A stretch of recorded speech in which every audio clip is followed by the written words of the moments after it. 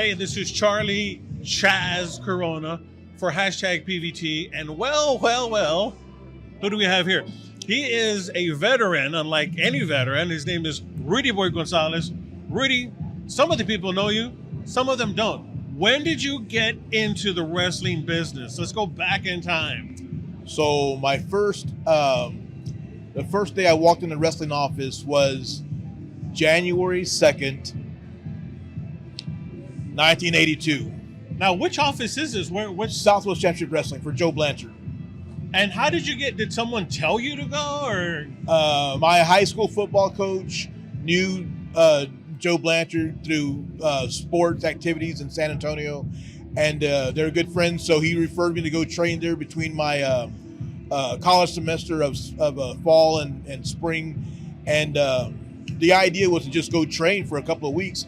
Not to stay there, you know. Right. And so the week that I was supposed to go back to school to kind of help me with money and stuff, Joe sent me out to go help with the ring in Corpus Christi, Texas. And so growing up, I wasn't a wrestling fan. So you were not. No, I wasn't. My dad would watch wrestling, and he would watch Lothario and Black Gordman and all those guys, and I would watch cartoons. I wasn't into wrestling. Right. Yeah. And so I focused. The last match of the night was Telly Blanchard versus Wahoo McDaniel. Man, those guys were beating the heck out of each other. And from where I could sit, I could just see the ring. I couldn't see the crowd. And back then the ring had one light above it. That's it. So yeah, so it was dark everywhere. So you couldn't see the crowd, but you could hear them. And so just watching that and I mean, they were beating the heck out of each other. You can say whatever you want about wrestling, but they were going at it. And so, on the way home from that show, the guy I was with was a guy named Juan Reynosa, and I just thought about everything, and it didn't help that Joe asked me to walk him to his car to get some money to pay for the ring and stuff like that. So I walked him to his car after the show, and he opened up this Halliburton case, and it was just stacked with 20s, 50s. I mean, it was just money in there. Did your eyes almost? I've never seen that much money in my life. My parents never gave me an allowance, but they would give me $10, $15 here and there. I never saw stacks of money like that. And so on the way home, I just started thinking about it. And I went to college. I went to a junior college, 2-year college. I was on a football scholarship. I knew I wasn't going to make it to the NFL. But my goal was to be a football coach anyway.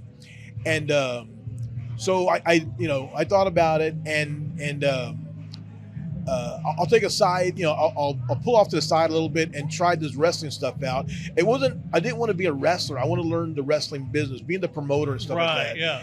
And so as time went on, so I didn't go back to school. My mom and dad were obviously a little upset with me. But as time went on, like Gino Hernandez would say, "Hey, are you free for about an hour? Tomorrow we can get in the ring and do some. I want to try some stuff or whatever." So for a few months there, I was like the punching bag. I was the crash dummy for the guys. But I picked up stuff very fast, and some of the guys were impressed, like Manny Fernandez and Chavo Guerrero. They were pretty impressed with my athleticism or whatever, and so they would spend a little bit more time with me and help me out a little bit. And then so I did that. I helped with the ring and T-shirts and all that stuff. And so one day, now we're up to like 1984. And so I've been doing this for 2 years now. And so somebody didn't show up for a TV show. And so one of the guys said, "Hey, well, Rudy's out there." At that point, my job was ringing the bell. So somebody said, "Hey, Rudy's out there. He knows how to do this, and this. Let's get him in here and take this guy's place." So they called me into the back. And literally within 45 minutes, I went from ringing the bell to wrestling with a guy named Manny Villalobos against the New Zealand sheepherders.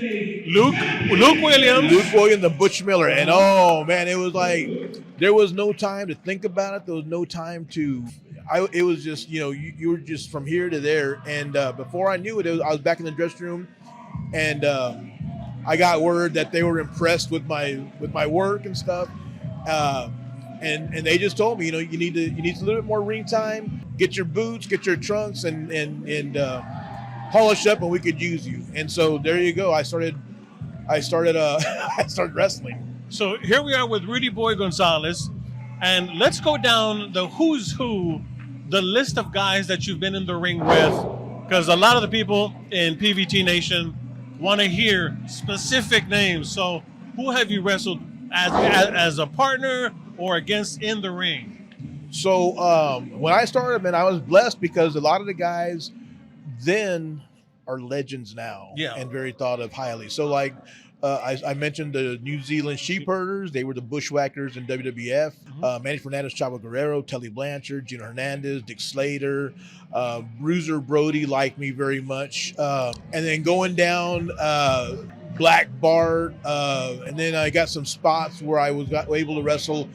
in WWF as enhancement. Right. So I got in the ring with Yokozuna, Shawn Michaels, the Mountie, Papa Shango, and then I went to Mexico and I wrestled against, and then I wrestled against Mil Mascaras and Liz Mark and those guys.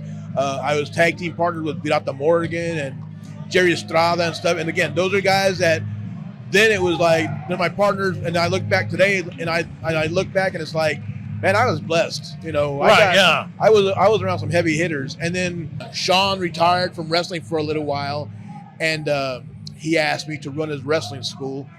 And so it's kind of like full circle, because in the beginning I wanted to be a football coach, and so I got out of high school, doing that stuff. And as time went on, I became a wrestling coach, which is what I do now. But anyone and everyone, my daughter's impressed because we'll go somewhere, and somebody like right now I came in and the Godfather, hey, what's up, bro? And I'm like, hey, and she was like, you know him, and like, yeah, I wrestled, years ago. Look it up on YouTube, So I tell everybody, when I came into the business, I was blessed because I came in at just the right time when the old ways were still going, and we were starting to switch over to what we have today. Correct. Now, speaking of what we have today, today's product versus the product when you were around, what is the one thing that you think the new product is doing right, and one thing you think maybe they could improve upon? So the guys today are in far better shape than the older guys. For example, after a show in 1984, it would be me and Dick Murdoch and Dusty Wolf and some of the guys. And after the matches, we'd go have a few beers, maybe more than a few beers, but you get the picture. Driving all night, whatever. A lot of partying and stuff. I was never into the drugs and stuff, but I did. I took part in the drinking. Today, the kids today don't do that. They work out a lot. Yeah. They're more straight edge, and that's fine. So that's the thing they're doing right. Right. And what would you say, hey, they maybe need to improve upon? So back then, you had to earn your spot, and whether it was carrying bags, whether it was untying a guy's boots, you had to earn that respect. And as a matter of fact, so I started in '82, so around 23 or something, 2023, Killer Tim Brooks, who was one of the guys that was around when I started, I got called in to do one of his shows, and so when I went to go get paid, he goes, when I first, he said something like, when you first came around, I didn't like you. Yeah. And I was like, uncomfortable. Right. He goes, but as years have gone by, you've earned your spot, and he goes, you've done a good job. And he shook my hand, and I just I had a lump in my throat because Brooks was one of those guys where you just didn't mess. He didn't mess around. You didn't mess around with him, and if he didn't like you, well, you had problems. Yeah. He never did anything physically to me to try and hurt me. Right. But you just get that vibe where I better stay away from this guy and stuff.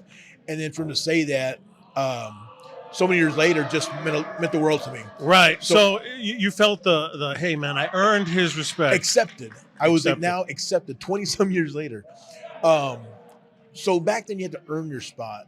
Today, a lot of guys feel entitled.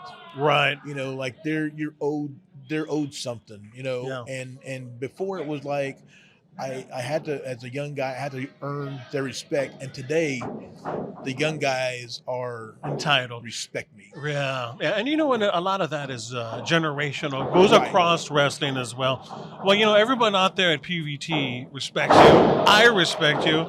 I want to thank you for being our guest thank you. here. Thank you. I appreciate it. And shout out to everybody out there in PVT.